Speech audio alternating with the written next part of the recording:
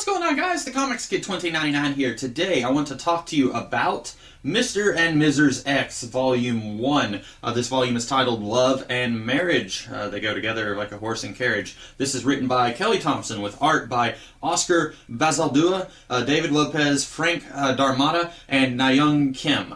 This collects the first 6 issues of the ongoing series, Mr. and Mrs. X. I did not know that this was an ongoing. I saw this online, bought it. I just assumed that it was a miniseries, but this is part of an ongoing, and I really like this book, and I want this book to do very well, because normally within the X-Men world, you'll have a couple of team books that will do pretty well. You'll have 2 or 3 main X-Men books, and then you'll have other team books like X-Factor and X-Force, which will do okay, and then you'll have your solo books like Deadpool and Wolverine, which will always do well. And then you will have your other solo books, which will never do well.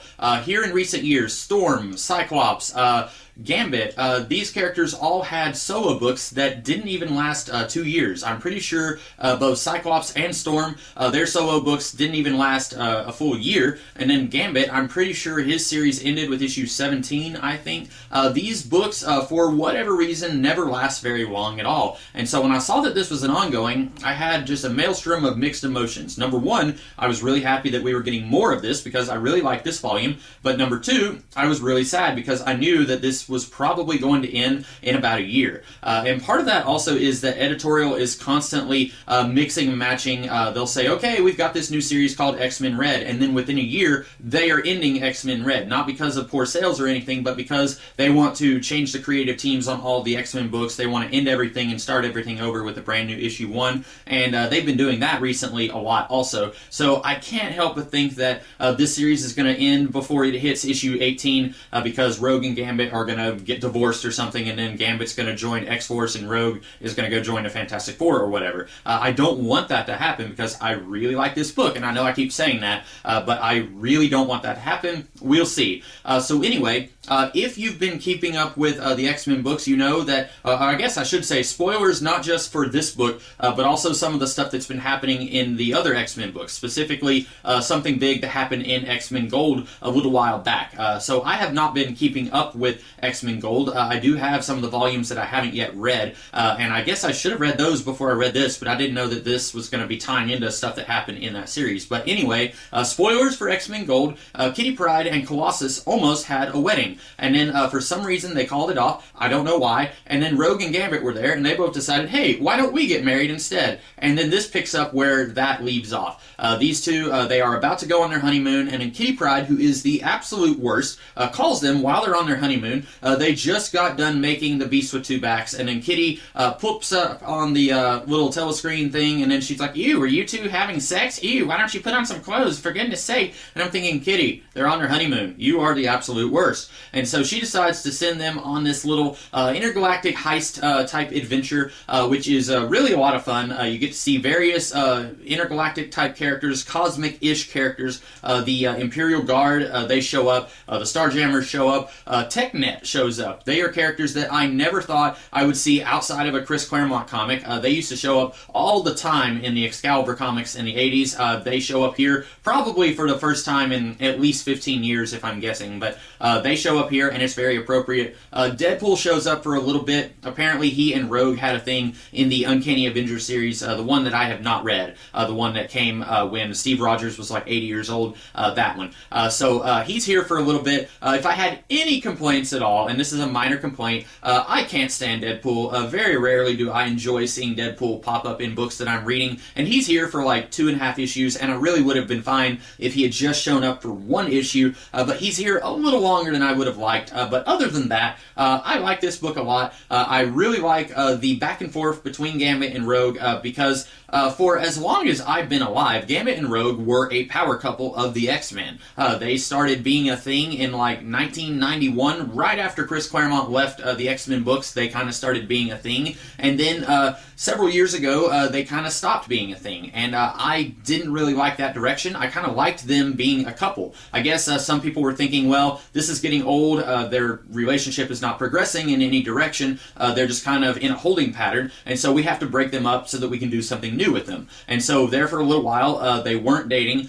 We had Rogue kind of sort of having a thing with Deadpool and Uncanny Avengers. She kind of sort of had a thing with Magneto in Mike Carey's X-Men Legacy. They were kind of, doing their own little thing. And then a little while back, there was a Rogue Gambit miniseries, also written by Kelly Thompson, who wrote this, that gets the two of them back together. And then they get married here, and then we get to see them experience turmoil in the relationship, not so much because of them, but because of external factors. And there is some internal stuff. Gambit is already keeping secrets from Rogue by the end of this volume, stuff that he wants to tell her, but he hasn't told her by the end of this volume. Hopefully, knock on something, I don't have any wood next to me, hopefully we can see him be a little bit forthcoming in this relationship so that they don't go their separate ways. I really, really don't want to see this relationship fall apart. I think just as many people who like Rogue and Gambit together, there are also people who really don't care about this couple, and they don't want to see these two together because pretty much it was just like within a year of Gambit being introduced that these two started flirting with each other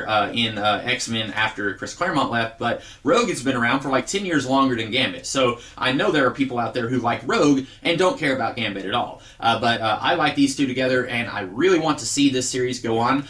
This does kind of play around with Rogue's powers a little bit. I was a little confused here because Rogue, once again, no longer has control of her powers, and the last that I knew, she had control of her powers thanks to Mike Carey in his X-Men Legacy run, which was, at least that portion of the series was all about Professor Xavier kind of trying to right some of his wrongs in the past, and one of those things was that when Rogue first came to him, he told her he would help her get her powers under control, and then he never did. And I thought that was a really good step for the character of Rogue, because you can only take this I can't touch anyone, I have the death touch thing so far before it starts to get old. And if people didn't like Rogue and Gambit constantly in this will they won't they stage, I can't imagine that people liked Rogue in this I can't touch anyone, wah wah look at me stage. But I really liked the idea of Rogue finally being able to have her powers under control, but apparently it was in Rick Remender's Uncanny Avengers run. I have read all of that series except for the last volume, and apparently, spoilers for that series, apparently it is in the final volume of Remender's Uncanny Avengers where she once again does something where she no longer has control over her powers. And then this book,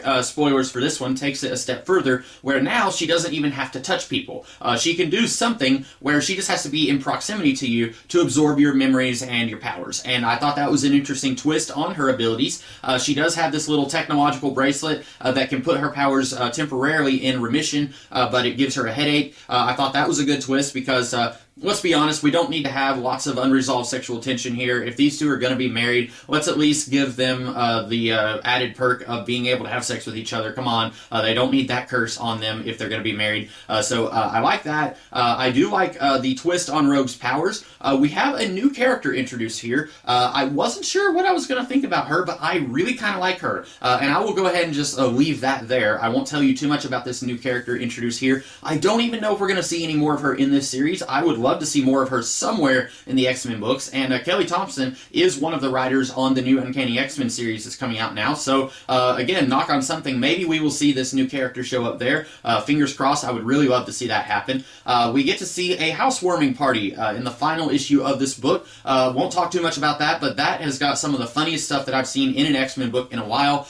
Both Gambit and Rogue are really awesome there, but really, all the guests who show up are even more funny than Gambit and Rogue. Iceman has some of the best lines in this entire volume. I really want to see what Kelly Thompson and her co-writers are going to be doing with Iceman, because he has some hilarious moments, especially in that final issue with the housewarming party. But anyway, I cannot recommend Mr. and Mrs. X enough. I'm going to show that to you a little bit closer.